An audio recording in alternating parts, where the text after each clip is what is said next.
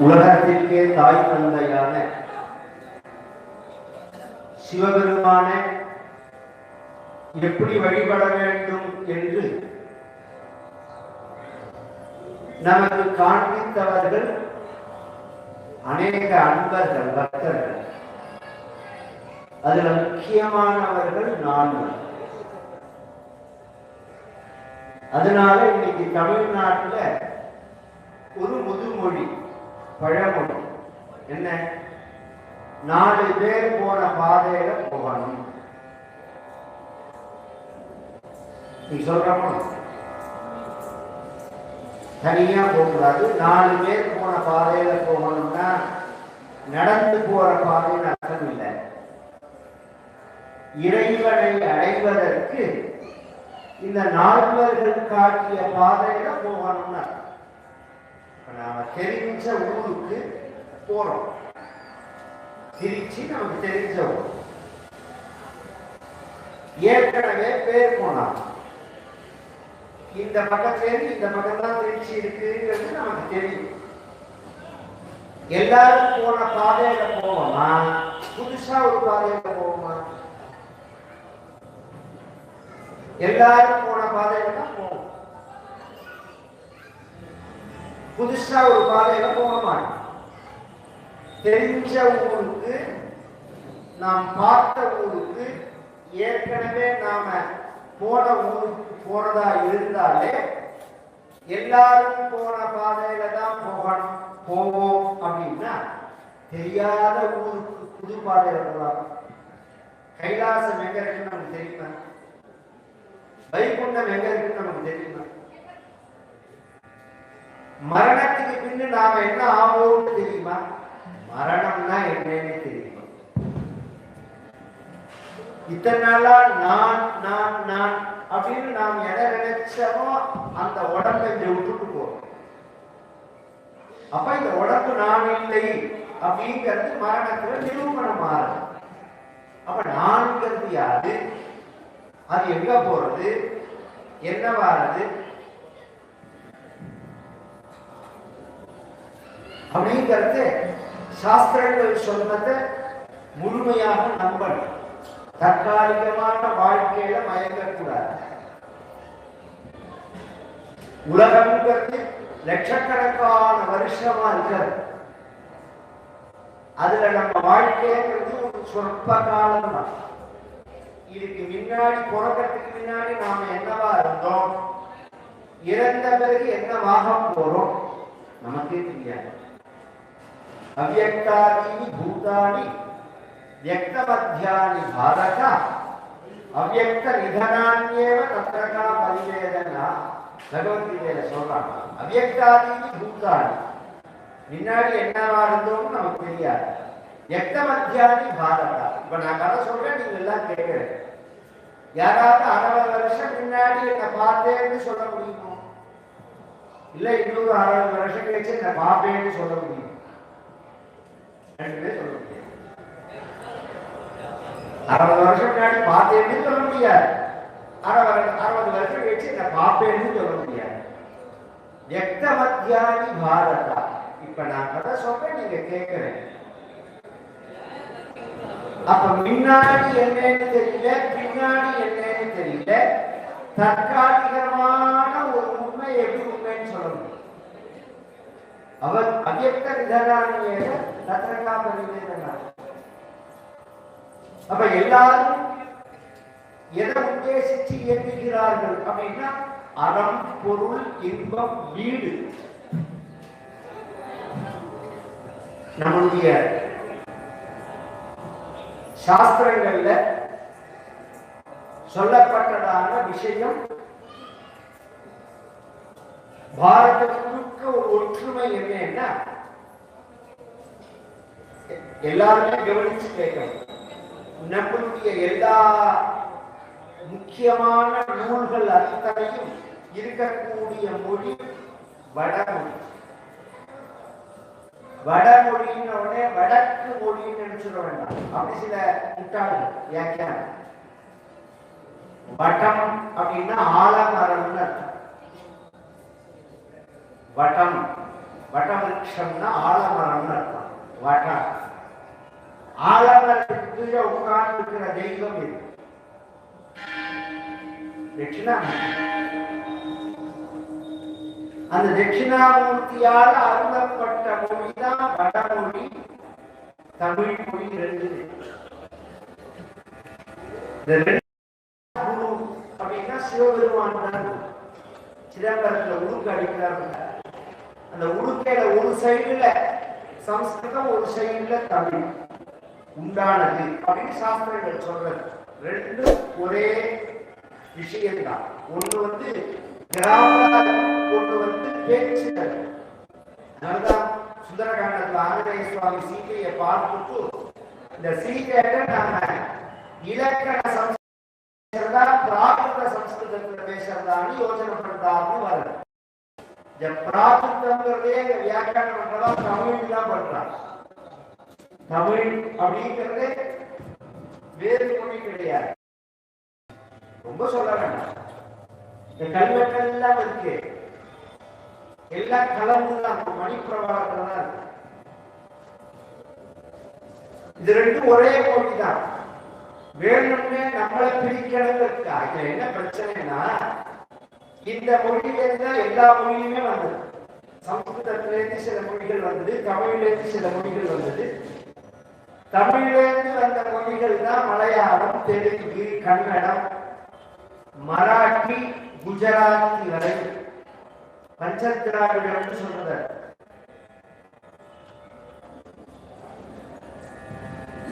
இன்றைய உபன்யாசத்தை நிகழ்த்தி கொண்டிருக்கக்கூடிய நமது சங்காளிபுரம் பிரஸ்ரீ ஞாபகர்களுக்கு இந்த நிகழ்ச்சியை அலங்காரம் பிரிவு சார்பாக மிக சிரமப்பட்டு அழைத்து தன்னுடைய சொந்த பொறுப்பை ஏற்றுக்கொண்டிருக்கக்கூடிய சந்தோஷ் சேக்ஸ் உரிமையாளர், மேலாண் இயக்குனர் சங்கர் அவர்கள் இப்பொழுது வீழ்ச்சியவர்களுக்கு மதுரைப்பாக எனக்கு தெரிவித்துக் கொண்டிருக்கிறது.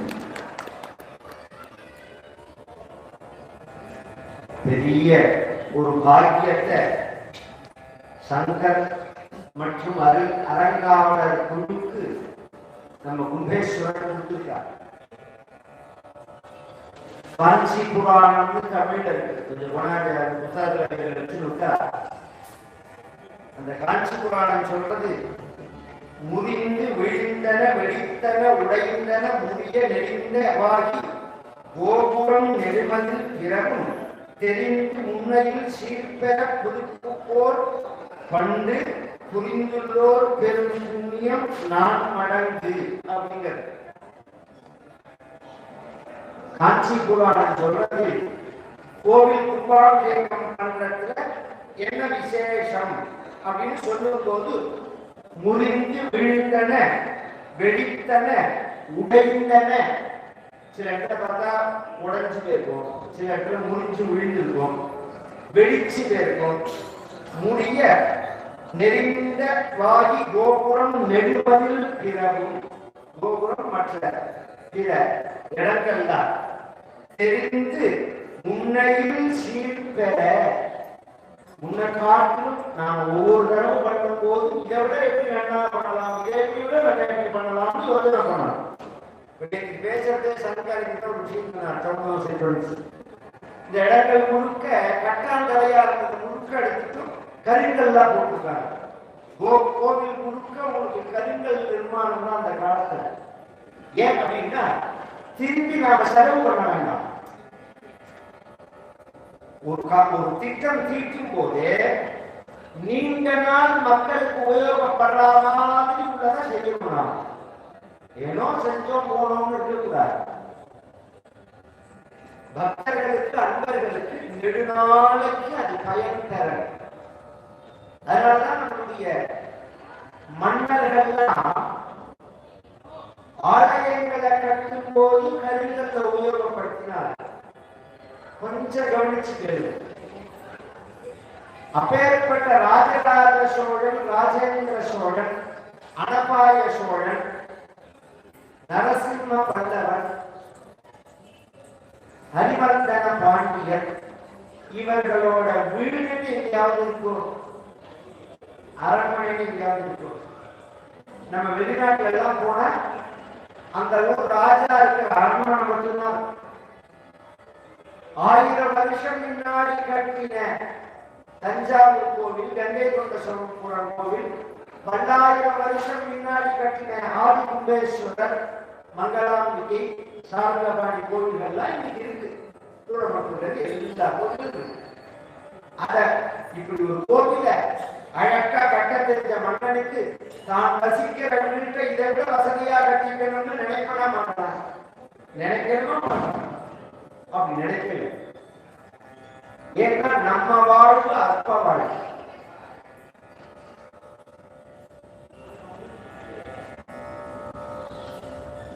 இறைவனுடைய சாநித்தியம்ங்கிறது கல்பகோட்டி காலம் உள்ளது.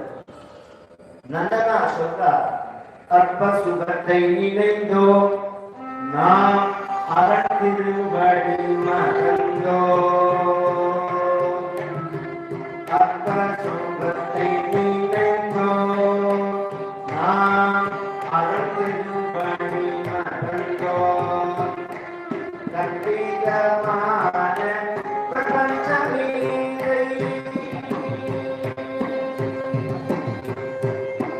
கற்பிதமான பிரபஞ்சமீரை காணல் மீரை போனவில்லை, கற்பிதமான பிரபஞ்சமீரை காணல் மீரை போனவில்லை, சிவலோகநாதனை கண்டு செவித்திடுவோம். நல்லூர் கும்பாபிஷேகம் நடக்க போறது 10ஆம் தேதி எண்ணிக்கை. அந்த நல்லூரை ஒட்டிதான் ஆதரவூருக்கு, திருப்பூருக்கு, இதெல்லாம் நந்தனார் நடமாடிய இடங்கள். நந்தனார் நடமாடிய இடங்கள். அற்ப சுகத்தை நினைந்தோ நாம் அரண் திருவடி மறந்தோம். வாழ்க்கைங்கிறது அற்பமான அந்த அற்ப சுகத்துக்காக எப்படி ஒரு சின்ன தேங்காய் கூட்டுக்காக எலி வந்து அந்த கூட்டுல மாட்டிக்கிறதோ,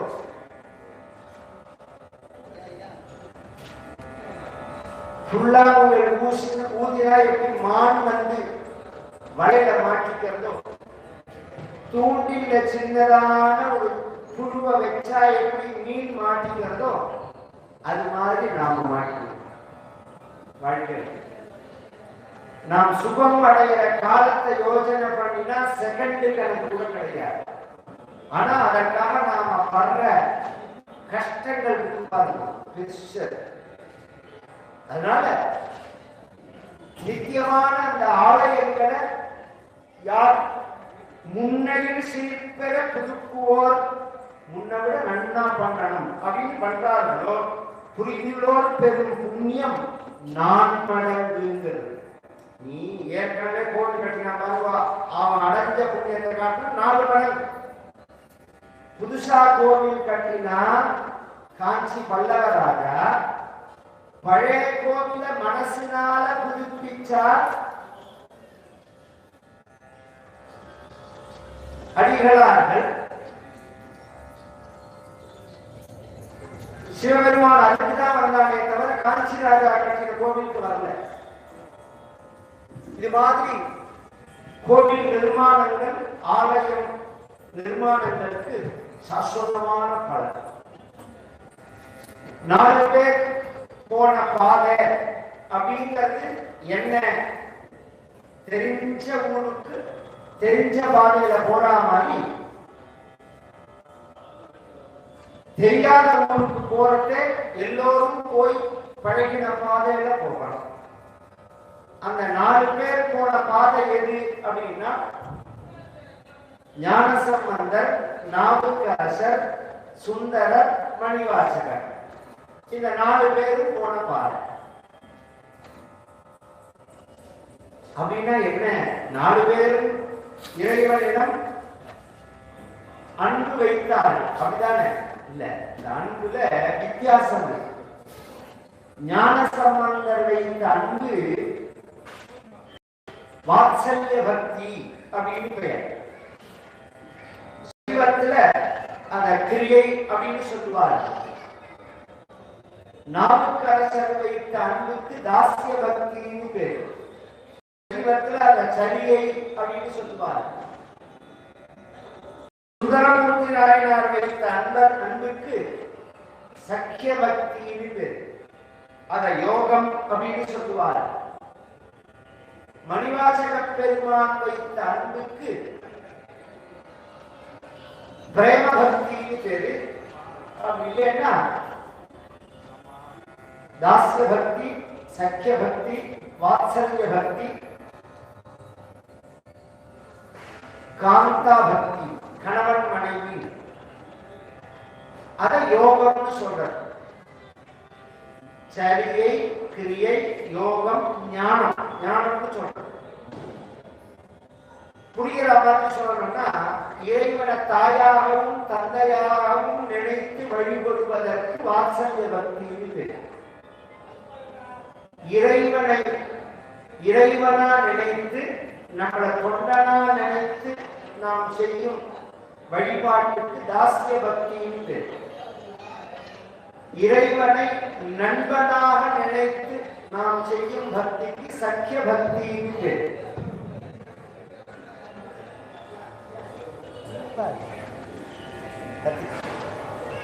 உன் மைக்கை விட உன் சத்தம் பெருசா இருக்கு.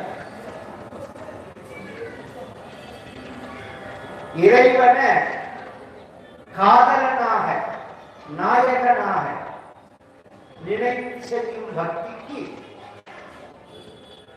பிரேம பக்தி அப்படின்னு பேர்.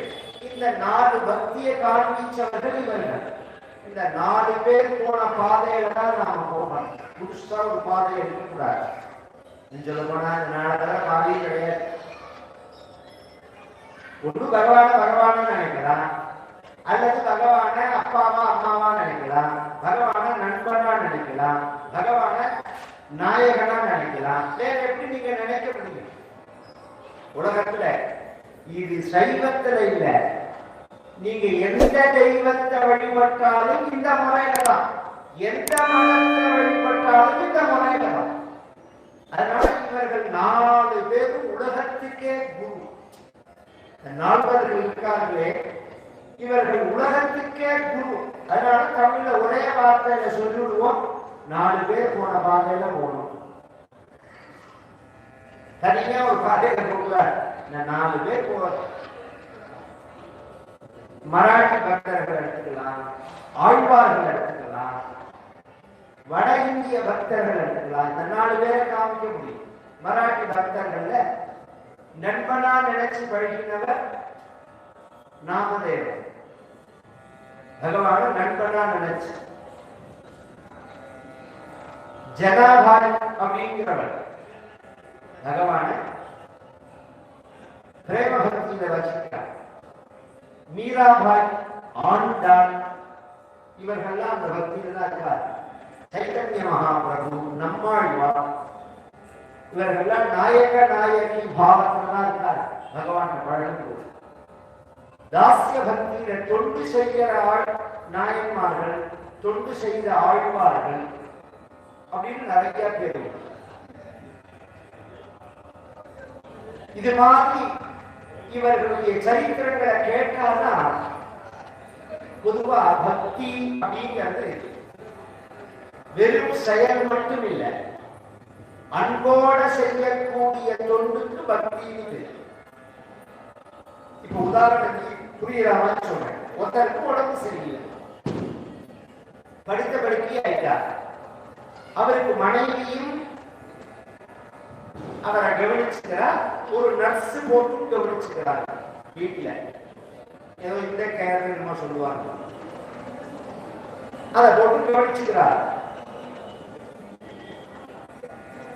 அந்த நர்ஸ் கவனிக்கிற டைம் தான் ஜாஸ்தி. மனைவி சாப்பிட ஊற்றுற சமயம் பக்கத்துல வந்து 5 நிமிஷம் பேசுறது இதோட சரியா இருக்கும். ஆனா மனைவியோட பாவமும் அந்த நர்ஸோட பாவம் ஒன்னா இருக்குமா? அந்த நோயாளிகிட்ட. நர்ஸை பொறுத்த வரைக்கும் அது டியூட்டி, வாங்குற சம்பளத்துக்கு டியூட்டி அப்படின்னு நினைச்சுதான் செய்வார். இதே மனைவி சம்பளம் வாங்குறதுக்காக வேலை பணியாட்கள் செய்கிறது, மனைவி செய்கிறது கணவன் செஞ்சதுக்காக பிரியம், கணவன் வச்ச அன்புக்காக பிரியம். அதுபோல பகவான் நமக்கு பண்ணின அருளுக்காக நாம பண்ற அன்பு. ஒரு வாழ்வை கொடுத்திருக்காங்க பகவான். நோண்டி இல்லாம நுழவு இல்லாம எல்லாம் உறுப்புகள் எல்லாம் செயல்படுற. இதுல ஏதாவது ஒண்ணு ஆஃப் பண்ணி வச்சுட்டாங்க மண்ணாலும். இப்ப நான் ஒரு தாயார் பாட்டை பாடும் போது ஒரு தாய் குழந்தை அழைச்சிட்டு போனான், ஒரு மாற்றுத்திறனாளி குழந்தை. நமக்கு அது வெறும் காட்சி தான். வாழ்க்கை முழுக்க அந்த குழந்தையை ரட்சிக்கணுங்கிறத தவிர அந்த அம்மா வேற என்ன கிடையாது. இந்த தாய்ங்கிற அந்த உருவம் இல்லைன்னா நாமெல்லாம் உழைச்சே வந்திருக்க முடியாது.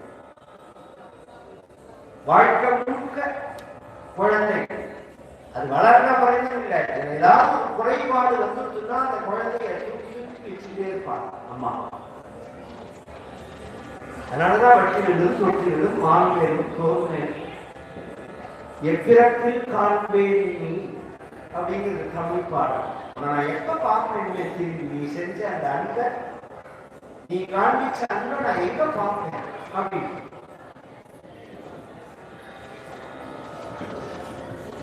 நாம பகவான் நமக்கு ஏதாவது ஒரு உறுப்ப குறைபாடு இல்லாம முழுசா கொடுத்திருக்கார். சில பேருக்கு ஒரு பிரச்சனை என்னன்னா உறுப்புகள் தான் ஒழுங்கா இருக்கும், புத்தி சுவாதீனம் இருக்காது.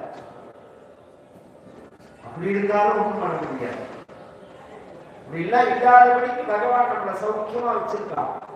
இல்ல சார் என்ன சௌக்கியமா வச்சிருக்கான், நான் கஷ்டப்படுறேன். என்ன கஷ்டப்படுறேன், போறதுக்கு ஒரு சைக்கிள் கூட இல்லாம நடந்து வர அப்படி நீ சொல்ற. எல்லாரும் கார்ல போறான், பைக்ல போறான், சைக்கிள்ல போறான், சௌக்கியமா இருக்கான்னு நீ சொல்ற. நான் சொல்றேன், நீ சைக்கிள்ல போறோம், பைக்ல போறோம், கார்ல போறோம் பார்க்காத, கால் இல்லாதவன் பாரு. உலகத்துல கால் இல்லாதவன் அவள் பார். அப்பதான் நம்மளை எவ்வளவு சௌக்கியமா வச்சிருக்கான் பகவான் தெரியும். இந்த காரு பங்களா எல்லாத்தையும் கொடுத்து ஏதாவது ஒன்ன பிடிச்சி விட்டுட்டான்னு வச்சுக்கோங்க, படித்தவனுக்கே அழகு. அப்ப டாக்டர் என்ன சொல்றோம், எத்தனை கோடி ரூபாய் செலவானாலும் பரவாயில்ல டாக்டர், என்னை எப்படியாவது சரி பண்ணுங்க. பணம் பணம் இந்த உடம்பு மறந்துட்டு போனவன் உடம்புல ஒரு ப்ராப்ளம் வந்தவுடனே டாக்டரை பார்த்து சொன்னா எத்தனை கோடி ரூபானாலும் பரவாயில்ல. இத முதல்லயே நினைச்சு குறைச்சிருந்தா வாழ்க்கை ஒழுங்கா இருக்கு, ஒழுங்கா ஆரோக்கியமா உடம்ப வச்சிருந்த. இந்த அன்போட செய்யக்கூடிய தொண்டுக்குதான் பக்தின்னு பேர்.